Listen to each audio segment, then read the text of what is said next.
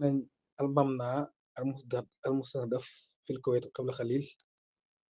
هو الممنع الرئيسي للمؤسسة العامة للتأمين الاجتماعية nee daal immeuble bi nga xam moom lañ siiwale ci Koweït léegi mooy sànq rek mooy immeuble principal bi nga xam ne nii institution générale yi wàllu assurance sociale moom la loolu nag moom lañ mokkal na ba mokk ci ay drone kamikaze nee nañ nag force amérique yi nga xam ay terroriste lañ te jëloon immeuble boobu yi def ko ab commande salle de commandement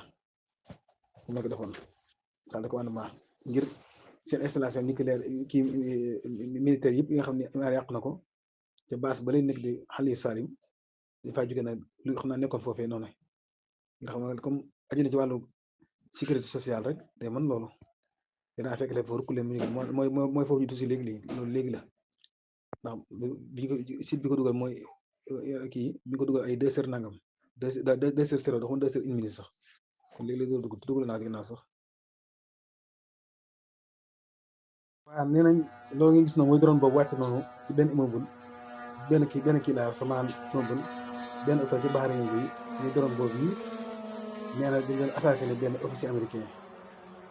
waaye nag nee nañ drone bi moom def na liggéeyam baax a baax ndax précisé na baax a baax moom secteur bi ko tax a jóg kon daal benn officier américain moom lañ doon faat loolu Bahreïn alhamdulilah nee nañ benn influenceur américain la daan bilis Brian indi na ay déclaration yu dëgër nee na xeex bi yéex daal mu am dëgg-dëgg te nekk war a nekk ab sil xeex boo xam àddina war nañu ko àndoo xeex ko te gis na xeex bu yéex ñu war a ko xeex daal mooy far Israël waaw alak Israël la toroxo ba tot képp mooy xeex bi ñu war a xeex moo tax mu ne ahtooni bunduxiya wa arsilooni ilaa hunaak mooy nee na jox leen ma fetal nag te yebal ma foofee waaw ndax xam naa ne moom lépp li majorité ci réew moom mi nga xam réew bon la gis naa ne ñoom dañuy def génocide ana xaqan u'minu anna xaalibiyata tilka dawla as sarira waaw